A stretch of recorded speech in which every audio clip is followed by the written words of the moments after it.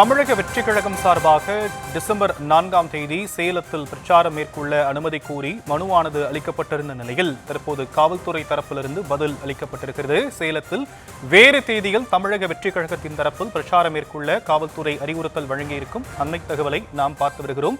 சேலத்தில் வேறு தேதியில் தவிக தலைவர் விஜய் பிரச்சாரம் மேற்கொள்ளுமாறு காவல்துறை அறிவுறுத்தி இருக்கிறது.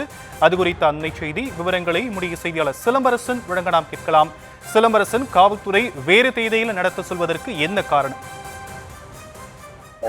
நிச்சயமாக இந்த கரூர் சம்பவத்திற்கு பிறகு தமிழக வெற்றி கழகத்தின் தலைவர் விஜய் பங்கேற்கும் பிரச்சார கூட்டம் சேலத்தில் நடத்துவதற்கு அக்கட்சியினர் திட்டமிட்டு அது தொடர்பாக அனுமதி கேட்பதற்காக டிசம்பர் 4ஆம் தேதி அனுமதி வேண்டும் என்று சேலம் மாநகர காவல் ஆணையரிடம் அவர்கள் தமிழக வெற்றி கழகத்தினர் அனுமதி கோரியிருந்தனர்.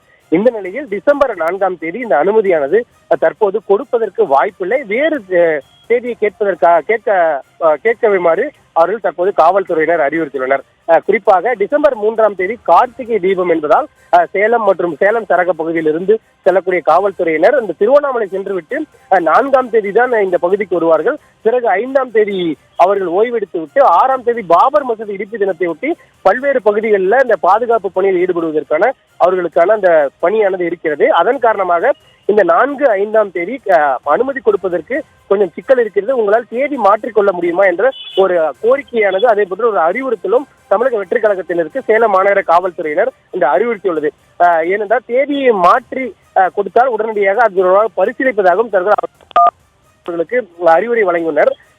ஏனென்றால் இந்த காவல்துறை குறிப்பாக தமிழக வெற்றி கழகத்தின் இந்த பிரச்சார கூட்டத்திற்கு அதிக அளவிலான காவல்துறையினர் பாதுகாப்பு பணிக்கு தேவை என்பதால் இந்த டிசம்பர் 3ஆம் தேதி திருவண்ணாமலைக்கு செல்லும் காவல்துறையினர் மீண்டும் டிசம்பர் 6ஆம் தேதி இந்த பாபர் மசூதி இடிப்பு தினத்தை ஒட்டி அங்கு பல்வேறு பகுதிகளில் கோவில்கள்ல மசூதிகள்ல இந்த பாதுகாப்பு பணியில் ஈடுபடக்கூடிய ஒரு சூழல் இருப்பதால் இந்த இவர்கள் தமிழக வெற்றி கழகத்தினருக்கு போதிய பாதுகாப்பு வசதிகள் கொடுக்குவதற்கு கொஞ்சம் வாய்ப்பு இல்லாமல் போகும். அது அதாவது பாதுகாப்பு குறைபாடு ஏற்படுவதற்கும் வாய்ப்பு இருக்கிறது என்பதை சுட்டிக்காட்டி வேறு தேதி கேட்பதற்காகவும் அவர்களை அறிவித்துள்ளனர்.